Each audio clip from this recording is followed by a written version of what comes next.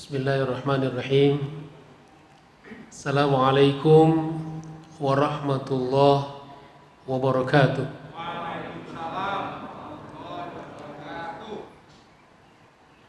Alhamdulillahi rabbil alamin.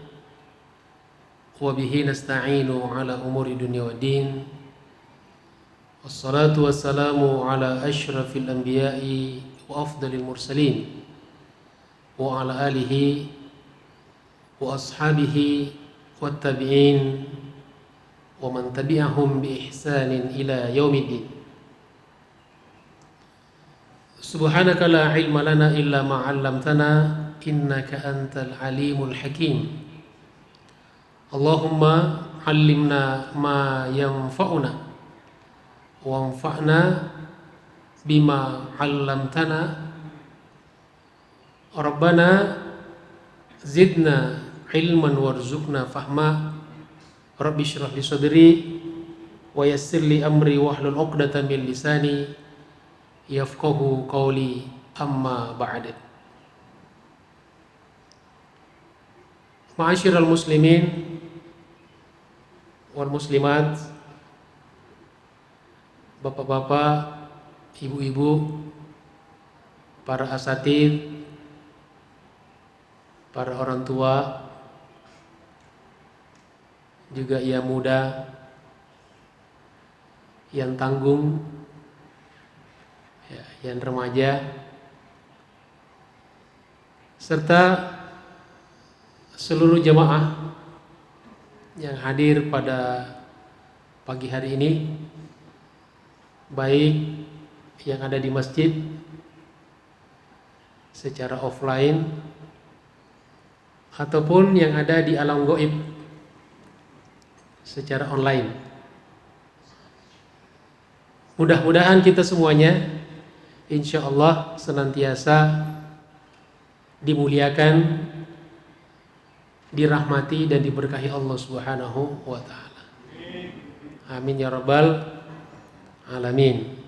Semoga salawat dan salam Allah senantiasa tercurahkan dan terlimpahkan atas junjungan kita semuanya, sosok idola kita, suri teladan kita dalam segala hal kebaikan yang kita rindukan pertemuan dengannya, meskipun hanya dalam mimpi, yang kita harapkan syafaatnya di akhirat kelak. Siapa lagi, tiada lain tiada bukan, yaitu baginda Rasulullah sallallahu alaihi wa alihi wasallam. Allahumma salli ala sayyidina Muhammad wa ala ali sayyidina Muhammad. Bapak Ibu sekalian yang dirahmati Allah Subhanahu wa taala, apa kabar semuanya? Alhamdulillah, pada pagi hari ini seperti biasa kita kembali dipertemukan Allah di majelis yang insyaallah penuh dengan keberkahan ini. Kita masih diberikan umur, alhamdulillah. Kita masih diberikan kesempatan, diberikan kesehatan, diberikan keimanan dan keislaman, dan juga mudah-mudahan diberikan keikhlasan dan keistiqomahan. Dan kita mohon kepada Allah Subhanahu wa taala, mudah-mudahan kita istiqomah sampai akhir hayat, dan pada saatnya nanti kita wafat dimatikan dalam keadaan husnul khotimah. Amin ya rabbal alamin. Alhamdulillah, pada hari ini kita mulai kajian kita, terutama di Sabtu subuh atau Sabtu pagi. Dan karena ini pembukaan yang pertama setelah bulan Ramadan, maka tentu tidak ada salahnya kalau saya mengucapkan dan kita saling mengucapkan di antara kita, taqabbalallahu minna wa minkum wa taqabbal ya karim. Semoga Allah menerima amal-amal kami dan amal-amal kalian. Artinya amal-amal kita semuanya. Semoga Allah mengabulkannya. Oleh karena itu jamaah sekalian, sebagai tema pembuka, kita sedikit membicarakan tema yaitu bagaimana merawat keimanan pasca Ramadan dan pasca kemenangan. Loh, kok ada kata kemenangan? Pertama, setelah sukses dari bulan Ramadan, itu juga suatu kemenangan. Ya, makanya di antara doa yang kita sering ucapkan di antara kita dalam rangka Idul Fitri, yaitu minal a'idin wal faizin, pakai Z, zai. Ya, dari kata faiz. Faiz artinya pemenang. Jadi kita paling tidak sudah mengklaim diri kita menjadi bagian dari orang-orang yang telah menang. Lalu pertanyaannya, menang apa? Di mana kemenangannya? Ya, paling tidak kita sudah memenangkan sebuah perlombaan, karena bulan Ramadan adalah salah satu perlombaan, fastabiqul khairat. Dan paling tidak bahwa kita bisa menjadi peserta sampai di akhir pertandingan, ya, menjadi finalis. Kalau juara itu pasti ikut sampai di akhir perlombaan kan? Tidak mungkin seorang juara dikatakan juara kalau dia gugur sebelum final. Maka paling tidak dari sisi kualitatifnya, ya, dari sisi kuantitasnya, kita sudah menjadi finalis. Maka karena itu kita berani mengatakan diri kita ini sudah menang. Yang kedua, kemenangan berkaitan dengan kemenangan atau nusrah saudara-saudara kita di Palestina, ya, yang juga sekaligus adalah merupakan kemenangan kolektif umat Islam di seluruh dunia, termasuk di kita di Indonesia. Karena kita juga Indonesia ini termasuk negara yang banyak berkontribusi, ya, walaupun tidak secara formal mengirim pasukan gitu ya, tetapi doa-doa kita bagaimana umat Islam di Indonesia ini tidak pernah ketinggalan di dalam munasarah, ya, di dalam menggalang kekuatan untuk kemenangan, untuk pembebasan Baitul Maqdis yang di dalamnya ada Masjidil Aqsa. Maka baik kemenangan yang kita klaim dari Ramadan atau pasca Ramadan, ataupun kemenangan yang telah diraih oleh saudara-saudara kita di Palestina, tentu dengan segala keterbatasannya dan segala, saya katakan istilahnya dalam tanda petik, kesementaraannya mungkin, ya, karena ini adalah hasil dari sebuah hudnah. Apa itu hudnah? Gencatan senjata. Gencatan senjata dengan pihak yang dikenal dalam Al-Quran memiliki sifat-sifat yang sangat buruk. Ya, Al-Quran menjelaskan kepada kita betapa orang-orang Yahudi itu memiliki perangai-perangai yang sangat buruk. Ya, sifat-sifat tabiat yang tidak terpuji. Ya, dikutuk, dilaknat mereka. Ingkar janji. Ya, jangankan membohongi manusia, Tuhan pun, Allah pun berani mereka bohongi. Jangankan menipu manusia, Tuhan pun, Allah pun berani mereka tipu. Itu Yahudi. Jadi makanya kita kalau ada kesepakatan dengan orang-orang Yahudi, maka kita harus harap-harap cemas, ya, ngeri-ngeri sedap. Karena kita berhadapan dengan orang yang ingkar janji, orang yang menghalalkan segala cara, bahkan biadab, ya.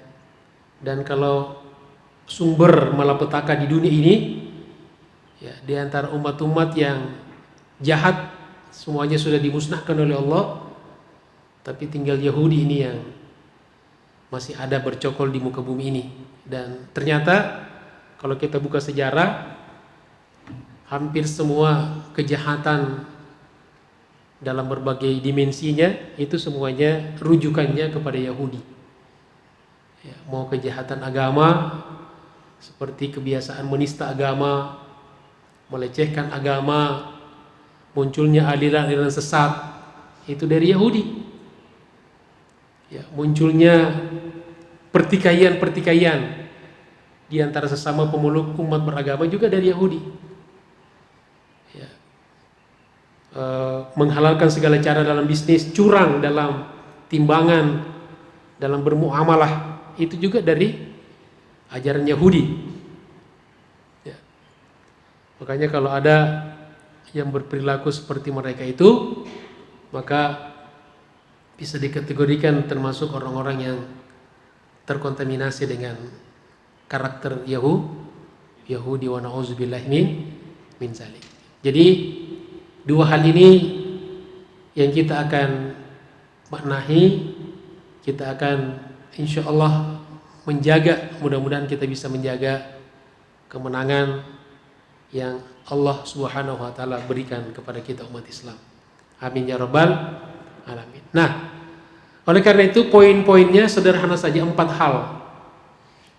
Ya, bagaimana cara kita untuk mempertahankan keimanan dan kemenangan. Ya, langsung praktis saja. Yang pertama yang harus kita selalu lakukan, yaitu kita harus senantiasa menjaga keikhlasan. Selalu merefresh niat kita. Jadi ternyata niat kita ini juga harus sering direfresh. Ya. Jadi ikhlas itu wadahnya niat. Ya. Jadi ibarat ini gelas, ini kan gelas niat. Isinya air itu adalah keikhlasan. Ya. Jadi tidak mungkin ada keikhlasan kalau kita tidak memiliki niat. Jelas? Nah, ini harus selalu kita perbarui, harus selalu kita luruskan, harus selalu kita koreksi. Kenapa keikhlasan? Kenapa niat? Karena sama-sama kita ketahui niat inilah yang menjadi penentu pokok, penentu utama dari abadi atau tidaknya amal yang kita lakukan. Makanya perbedaan antara orang yang beramal, berbuat baik tanpa niat dengan yang pakai niat adalah kalau yang pakai niat insya Allah abadi sampai di akhirat. Kalau tidak pakai niat hanya di dunia saja. Nah, inilah pentingnya apapun yang kita lakukan harus selalu kita sertakan niat. Ya, dan hebatnya Imam Syafi'i, tanpa mengurangi kehebatan para imam-imam ulama yang lain, beliau memang selalu dalam ibadah mengedepankan, ya, sangat mementingkan faktor niat. Bahkan begitu dipentingkannya dalam mazhab Syafi'i, sampai dalam ibadah sholat pun dilafazkan. Ya, ada orang mengatakan, Ustaz, Niat itu kan di hati, bukan di mulut. Ya betul. Sepakat ulama niat di hati. Nah, terus untuk apa kita sebutkan? Untuk menguatkan apa ada dalam hati kita. Dan ketika orang bernawaitu, itu nawaitunya kan sebelum takbiratul ihram. Jadi tidak akan merusak sholat. Yang salah kalau niatnya setelah takbiratul ihram. Ya. Allahu akbar usolli fardhas subuhi. Itu yang salah. Yang kita lakukan niat sebelum takbiratul ihram atau setelah? Ya. Sebelum. Jadi tidak ada masalah. Ya. Dan salah satu yang membedakan antara mazhab Syafi'i dengan mazhab yang lain, kalau mazhab Syafi'i takbiratul ihram itu panjang. Ya. Kalau mazhab Hambali itu singkat, ringkas dia takbiratul ihram. Allahu akbar. Ya, ada yang kadang-kadang juga lebih singkat lagi. Allahu akbar. Ya, karena dia niatnya itu sudah sebelum sholat, sebelum takbiratul ihram. Sedangkan Imam Syafi'i niat itu digandengkan dengan takbiratul ihram. Ya, jadi ada istilah muqaranah. Jadi sambil meniatkan sambil takbiratul ihram. Allahu akbar. Langsung masuk. Itu perbedaan-perbedaan teknis saja di kalangan para ulama kita, di kalangan kaum muslimin, semuanya sama tujuannya. Nah, apa tujuannya? Tujuannya semuanya lillahi ta'ala, semata-mata untuk menggapai ridho Allah. Ya, karena syarat utama amal kita bernilai ibadah atau tidak adalah dari niatnya. Sehingga pentingnya kita selalu menghadirkan niat apapun yang kita lakukan, kebaikan apapun yang kita lakukan. Ya. Bisa jadi ada amal yang kita remehkan, yang kita anggap enteng, tapi disertai dengan niat semata-mata karena Allah, bisa jadi itu yang akan menolong kita di akhirat kelak. Bisa jadi itu yang akan menolong kita di saat-saat kita membutuhkan pertolongan. Insya Allah. Dan bisa jadi ada amal-amal yang kelihatannya besar, ya kelihatannya keren, kelihatannya heboh, tapi karena lemah niatnya, hilang keikhlasannya, bisa jadi di akhirat kelak seperti debu yang ditiup, ya, haba'an manthura, seperti debu yang hilang ditiup oleh angin. Tentu kita harapkan mudah-mudahan amal-amal kita senantiasa abadi sampai di akhirat kelak. Insya Allah. Nah, selain itu, karena niat ini akan membuat kita selalu teringat tentang orientasi kita yang terakhir. Tujuan kita beramal itu karena Allah. Ya, jadi kalau kita ibaratkan itu misalnya dari Cipinang kita mau kemana? Mau kemana? Silahkan pilih tempat. Ya, Sukabumi. Ya, Sukabumi. Berarti ada keinginan rehla ya. Ya, reuni ya. Saya mau ke Sukabumi kan? Sukabumi. Tujuan awal kita Sukabumi. Kemudian di tengah jalan ada yang ngajak kita berhenti. Misalnya ke Sukabumi lewat mana? Ya? Puncak. Ciawi misalnya, Ciawi lah. Ya. Kata orang yang di Ciawi, mau kemana Pak? Mau ke Sukabumi. Udah di Ciawi aja ya. Loh, saya kan tujuan saya Sukabumi. Udah Ciawi aja. Kira-kira kita nih, atau saya yang mau ke Sukabumi, kira-kira saya jalannya terus atau berhenti di Sukabumi? Di apa? Di Ciawi? Ya tergantung katanya kan. Tergantung godaannya gitu. Nah, kalau kita tergoda dan kita berhenti di Ciawi, maka tentu kita kehilangan target utama kita, yaitu Sukabumi. Dan kita tidak bakalan sampai ke Sukabumi. Ya, kita hanya sampai di Ciawi. Nah, begitu juga perumpamaannya kalau kita niatnya karena Allah. Lalu di tengah kita sudah punya orientasi kepada Allah, lalu ada ajakan-ajakan jangka pendek, dan kita hanya terfokus di situ, maka kita akan mendapatkan jangka pendeknya, tapi kita akan kehilangan jangka panjangnya. Jelas ya? Nah, terus bagaimana? Ya tidak apa-apa, bisa mampir di Ciawi sebentar. Kebetulan juga di situ teman, kebetulan juga makanannya tidak kalah dari Sukabumi. Di situ juga ada tempat pemancingan, misalnya kan? Nggak apa-apa, berhenti kemudian lanjut. Jadi kita dapat Ciawinya, dapat juga Sukabuminya. Tapi target utama kita adalah Allah. Sehingga meskipun kita mendapatkan dunia di tengah jalan, nggak ada masalah. Bonus-bonus dari Allah, penguat untuk kita sampai di akhirat. Tapi kalau kita hanya sekedar jangka pendek, kita akan kehilangan akhirat, kehilangan Allah Subhanahu wa ta'ala. Nah, dari sinilah nafas perjuangan kita akan menjadi panjang.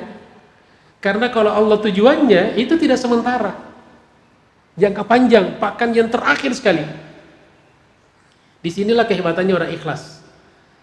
Makanya orang ikhlas itu tidak mudah tergoda.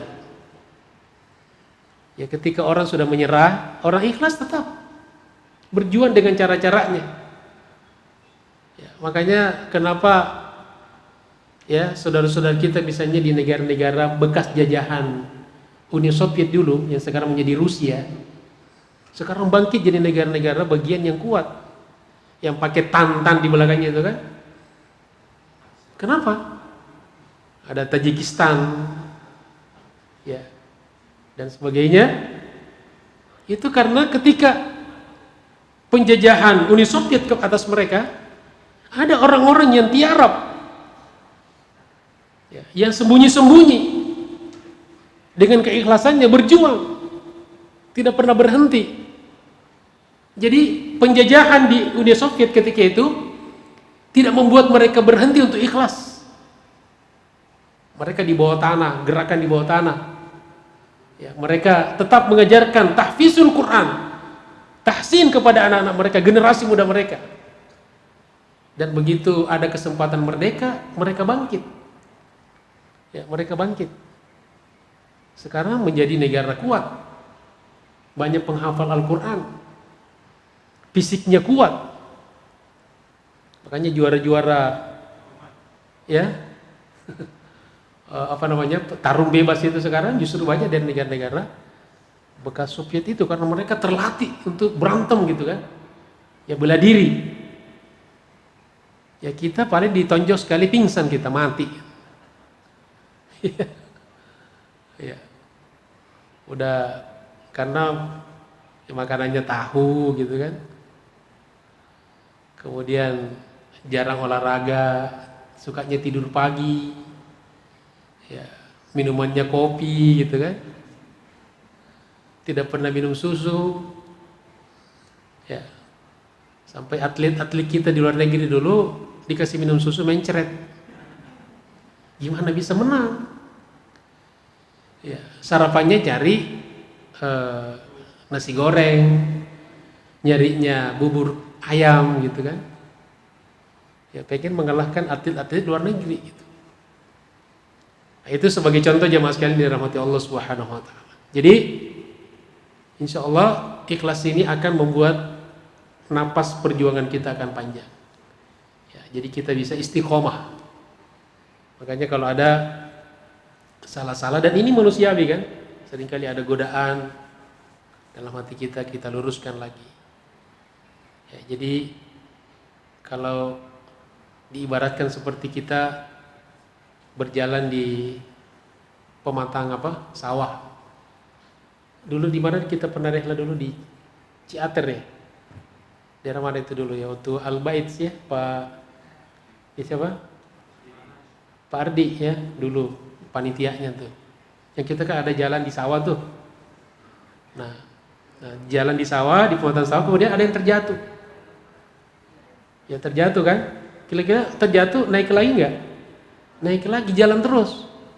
Seperti itu orang ikhlas berjuang. Kadang-kadang ada masa-masa di mana kita terjatuh. Ya. Tapi yang penting kita tahu jalan. Jatuh, naik lagi. Atau melihat ikan di situ. Ikan gurami misalnya. Lalu kita tangkap ikan itu. Karena asiknya bermain ikan gurami, lupa naik di jalanan itu. Nah, kadang-kadang dalam perjuangan seperti itu ada orang yang asik dengan godaan-godaan di tengah jalan, lalu dia lupa pada tujuan akhirnya. Nah, sehingga ini penting sekali jemaah sekalian, kita senantiasa merefresh niat kita dan mengoreksi keikhlasan kita. Mudah-mudahan dengan segala kelemahan kita, dengan segala keterbatasan kita, kita bisa selalu pada rel keikhlasan lillahi ta'ala. Insya Allah ayatnya saya kira dan hadisnya jelas. Al-Bayyinah ayat 5, wa ma umiru illa liya'budullaha mukhlishina lahuddin. Jadi ikhlas itu adalah perintah Allah. Dan tidaklah mereka diperintahkan untuk selain untuk mereka ibadah, ikhlas semata-mata karena Allah. Hadisnya juga jelas, hadis Bukhari Muslim, innamal a'malu binniyat.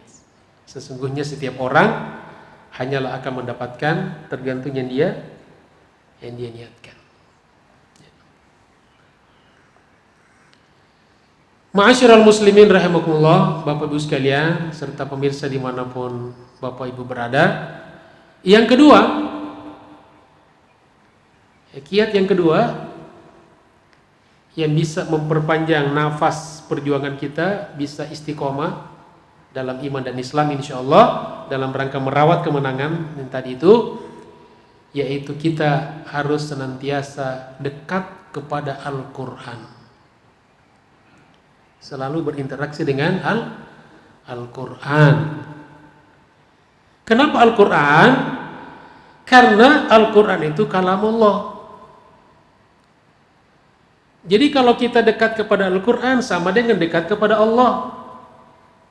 Kalau kita jauh dari Al-Quran berarti sama dengan kita jauh dari Allah. Ya, makanya orang yang dekat kepada Al-Quran, dia akan senantiasa terjaga ritme perjuangannya. Tidak mudah tergoda. Karena dibimbing oleh Al-Quran. Dikokohkan oleh Al-Quran.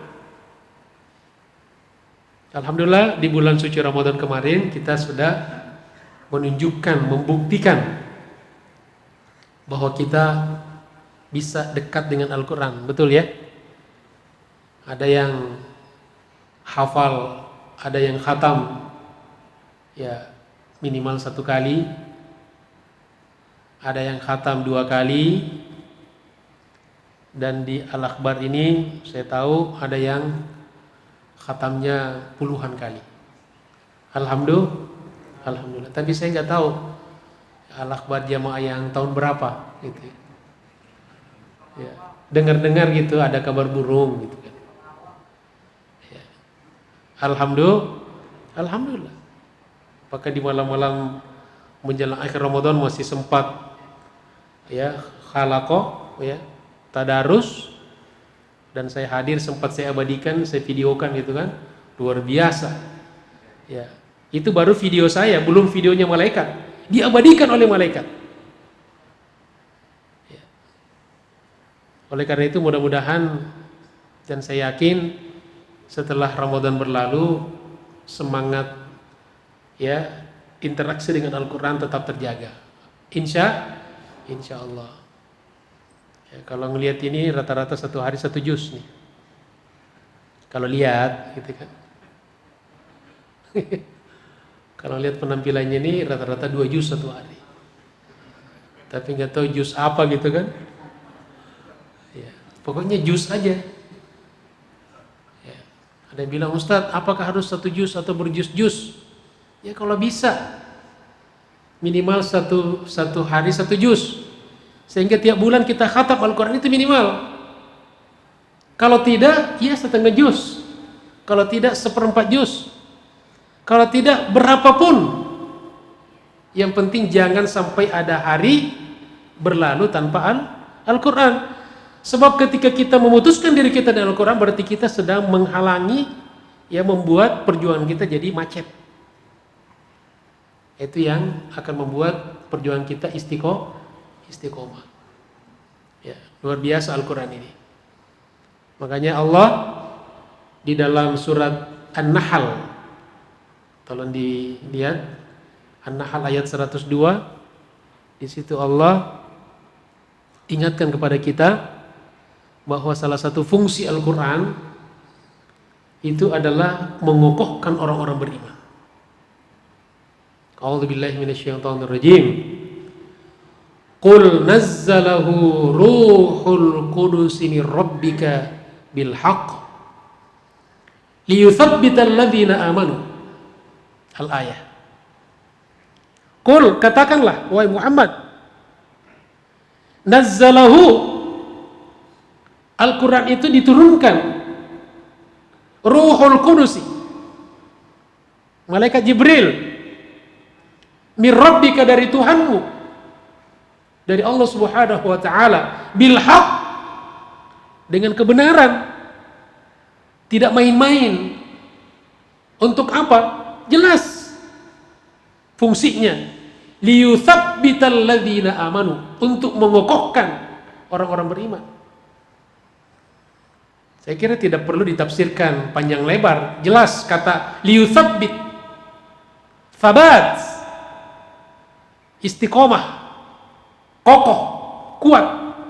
Makanya Quran itu mengokohkan, Quran itu menguatkan. Coba lihat anak-anak kita yang menghafal Quran, dia lebih kuat, otaknya kuat, fisiknya kuat. Saya pernah ceritakan kan? Tapi ini jangan diuji coba gitu kan, mentang-mentang hafal Quran. Jadi ada anak teman dulu di sekolah di salah satu pesantren di Kuningan. Ya. Dia libur. Ya. Kemudian karena anak ini libur, dia pengen ke temannya, silaturahim ke teman SD-nya gitu kan. Kalau pesantren kan mulai SMP, SMA. Dia dari Jatinegara menuju ke daerah Condet. Dia ngambil motor bapaknya tanpa sepengetahuan bapaknya. Kalau dia berangkat di Cawang, tabrak angkot. Ya. Jadi maaf, dia bersinggungan dengan orang berboncengan preman. Jadi mungkin namanya anak, mungkin di jalan itu sempat salip-salipan. Ya. Ini yang boncengan ini tersinggung. Ceritanya seperti itu, wallahu a'lam. Lalu anak ini kejar-kejaran kan. Tiba-tiba ketika kejar-kejaran, motor ini dua-duanya kesenggol angkot. Lalu apa yang terjadi jamaah sekalian? Dua orang yang ngejar itu, yang notabene-nya preman, itu dilindas oleh angkot.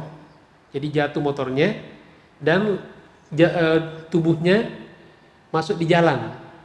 Jadi kelindas sama, bisa jadi angkot yang itu atau kendaraan lain. Yang jelas dia satu meninggal di tempat, kemudian satunya kritis, dibawa ke rumah sakit Budi Asi, tidak lama meninggal juga, dua-duanya meninggal. Lalu anak ini apa yang terjadi? Dia jatuhnya ke trotoar. Jatuh ke trotoar, tidak lecet badannya sedikit pun, motornya juga hanya baret-baret biasa. Lalu bapaknya datang. Lalu intinya yang saya sampaikan, ya Allah mungkin ini ternyata anak ini sedang berproses menghafal Quran dan di otaknya sudah ada 15 juz. Ya, tapi ini jangan diperhatikan ya, jangan yang punya 15 juz lalu kemudian tabrakan dengan angkot, jangan. Yuk kita tes yuk katanya. Jangan. Yang hafiz Quran juga mati gitu kan. Kalau ditonjok benjol juga, tabrakan terluka juga. Tapi ini cara Allah membedakan mana yang selayaknya dibantu, ditolong dan mana yang tidak layak ditolong. Dan ada masa-masa di mana kita akan dikuatkan oleh Allah Subhanahu wa taala. Oleh karena itu, jangan ada alasan, wah Ustadz saya udah tua. Tidak ada istilah tua. Ibnu Hazm itu mulai mempelajari Al-Quran, bahkan mempelajari kajian Islam pada usia 45 tahun. Tapi kemudian menjadi imam besar, Imam Adz-Dzahiri. Ya. Jadi ini apalagi nih wajah-wajahnya masih di bawah 40-an ini kelihatan. Karena pakai masker ya tidak kelihatan. Ya. Bercanda saja. Jadi tidak mengenal usia. Pokoknya kalau kita tidak bisa hafalkan, kita baca. Ya. Al-Quran luar biasa nih. Baca Al-Quran, dekat kepada Al-Quran, baca terjemahannya, dengarkan kalau kita nggak sempat, jadikan dia pengantar tidur kita. Ya. Jadikan banyak sekarang subhanallah sekarang tidak susah lagi mau qori yang seperti apa. Ya, kita di dekat telinga kita, mengantar tidur kita. Jadikan rumah kita yang selalu terdengar adalah suara Al-Quran. Jangan suara musik. Ya, bukan berarti tidak boleh musik, tapi jangan sampai Quran kalah. Insya Allah rumah yang di dalamnya ada Al-Quran, rumahnya kuat, rumahnya kokoh.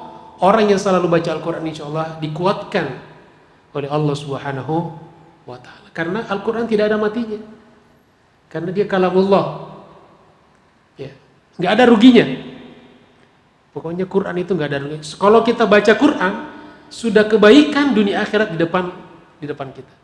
Ya nggak bakalan ada sedikit pun rugi ataupun sesuatu yang negatif. Semuanya positif. Ma'asyiral muslimin rahimakumullah, Bapak Ibu sekalian dirahmati Allah Subhanahu wa taala. Kemudian yang keberapa? Yang ketiga ya. Yang ketiga, untuk merawat keimanan dan kemenangan kita agar bisa istiqomah, yaitu kita harus selalu bergaul dengan orang-orang soleh, bukan orang-orang sholat. Tapi salah satu kriteria orang-orang soleh adalah rajin sholat. Ya. Kenapa orang-orang soleh? Pertama karena perintah. Yang kedua, karena orang-orang soleh itu akan selalu mengingatin kita. Kalau kita bepergian dengan orang soleh, waktu sholat, yuk kita sholat. Bukan yang pura-pura lupa gitu. Ntar aja gitu. Ya, kalau orang-orang soleh kita bepergian bareng-bareng waktu sholat, yuk kita sholat. Di mana ada masjid, di mana ada musola. Kalau bisa, kalau tidak dimanapun kita sholat. Ya, beda kalau misalnya safar, ada jamaah, ada qashar kan. Tapi dalam kondisi normal, waktu sholat kita sholat selama tidak ada uzur. Ya. Nah, jadi pertemanan ini penting bagi kita orang beriman. Dalam Islam pertemanan itu bukan hanya dunia. Ya, kita suka pergi-pergi bareng dengan teman, bukan sekedar faktor dunia saja. So kalau hanya niatnya dunia, rugi kita. Waktu kita habis, uang kita habis. Tapi pertemanan itu harus diikat dengan niat akhirat sehingga menjadi abadi. Kita harapkan saudara-saudara kita itu akan menolong kita. Kita harapkan syafaatnya di akhirat kelak. Ya, makanya perbanyaklah teman dengan orang-orang baik, orang-orang soleh. Ya, karena di akhirat kelak dari 10 teman kita misalnya, dia memberikan syafaat kepada kita, mungkin 9 ditolak syafaatnya. Kenapa ditolak? Karena saldonya nggak cukup. Dia tekor sendiri. Gimana bisa nolong orang kalau dia sendiri nggak kuat? Tapi ada 1 dari 10 itu saldonya lebih. Maka dia yang diterima syafaatnya menolong kita. Maka kita perbanyak nih, karena di akhirat kelak kadang-kadang kita harapkan syafaat dari Al-Quran, syafaat dari Nabi, dari orang tua, dari anak, ya, termasuk dari teman. Maka pintar-pintarlah kita memilih teman. Ya, jangan sampai justru temannya akan menjerumuskan kita. Kita sudah mau masuk surga nih, ditarik sama dia. Karena ini teman jahat, teman buruk. Wa na'udzubillahi min zalik. Dalam Islam, pertemanan itu menular seperti virus corona. Ya. Makanya kata Nabi dalam hadis riwayat Bukhari Muslim, "Innama mathalul jalisis salih wa jalisis su' kahamilil miski wa nafikhil kir." Sesungguhnya perumpamaan teman duduk maksudnya sahabat ya. Teman duduk yang baik dengan teman duduk yang buruk seperti halnya penjual minyak wangi dan tukang las. Ya, ini bukan perbandingan kemuliaan profesi ya. Jadi nanti jangan, itu Ustadz katanya jadi tukang minyak wangi lebih mulia daripada jadi tukang las. Akhirnya nggak ada yang mau jadi tukang las karena dianggap pekerjaan hina. Bukan, ini bukan berkaitan dengan mulia tidaknya suatu profesi. Ini hanya perbandingan yang disampaikan Rasulullah SAW. Jadi kalau kita berteman dengan orang-orang baik, itu ibaratnya seperti kita duduk di toko minyak wangi. Ya, kalau kita duduk di toko minyak wangi, maka kita akan mendapatkan minimal nih kita akan mencium wangian, iya kan? Masa di tukang minyak wangi kita menciumnya bau jengkol gitu kan? Atau bau-bau yang tidak sedap? Maaf, saya tidak bertujuan untuk mengatakan jengkol tidak sedap, ya. Maaf yang penggemar jengkol. Nanti ini digugat lagi nih, Ustadz ini melecehkan jengkol. Sekarang apa aja bisa dilaporkan gitu kan? Nanti perbuatan tidak menyenangkan gitu kan? Ya, menghina jengkol ya. Pelecehan terhadap jengkol. Jengkol dilecehkan marah, Islam dilecehkan nggak marah gitu. Ya, bercanda. Ya. Jadi tadi sampai di mana tuh? Ya, minyak wangi. Jazakallah khair. Itu kata kunci minyak wangi. Jadi kalau kita di toko minyak wangi minimal akan mencium wangi-wangian. Salah-salah kita tergoda beli. Kan sering kadang-kadang kita ke toko kan, tidak ada niat untuk membeli, tapi kita tergoda dan kantong ada duit, beli. Enggak salah. Kita butuhkan kan, sunnah. Maka minyak wangi itu, ya minimal dapat testernya lah. Ya. Kayak kita kalau ke Madinah umroh, kan di toko-toko minyak wangi di sekeliling Masjid Nabawi, Masjidil Haram itu kan pada jualan parfum. Ada teman saya itu aktif sekali, dia pokoknya mau ke masjid mampir di toko itu. Lumayan Ustaz, gratis katanya. Saya bilang jangan begitu, niat harus diluruskan. Itu tester aja, kalau kita coba aja, jangan dibuat konsumsi pribadi. Oh gitu Ustaz, iya. Innamal a'malu binniyat. Jadi kalau niatnya nggak mau beli, setiap mau ke masjid mampir di toko, gitu kan? Jangan, kasihan penjualnya. Ya. Nah, sebaliknya kalau kita bersahabat dengan orang-orang buruk, seperti kata Nabi, kita duduk di tempat tukang las, pandai besi. Ya, minimal kita mencium wangi apa? Asap gitu kan, bau-bau gosong, ya kan? Kan begitu. Ya, kalau apes-apesnya bisa kena baju kita bolong, celana kita bolong. Seperti itu pertemanan. Makanya penting kita merawat pertemanan, karena pertemanan ini juga akan membuat kita istiqomah dan jangka panjangnya sampai di akhirat kelak, insya Allah. Jamaah sekalian dirahmati Allah Subhanahu wa taala. Kemudian yang terakhir, yang keempat, untuk merawat keimanan kita dan kemenangan yang Allah berikan pada kita adalah kita harus senantiasa berdoa kepada Allah Subhanahu wa taala. Doanya apa? Salah satunya doa pamungkas Rasulullah SAW.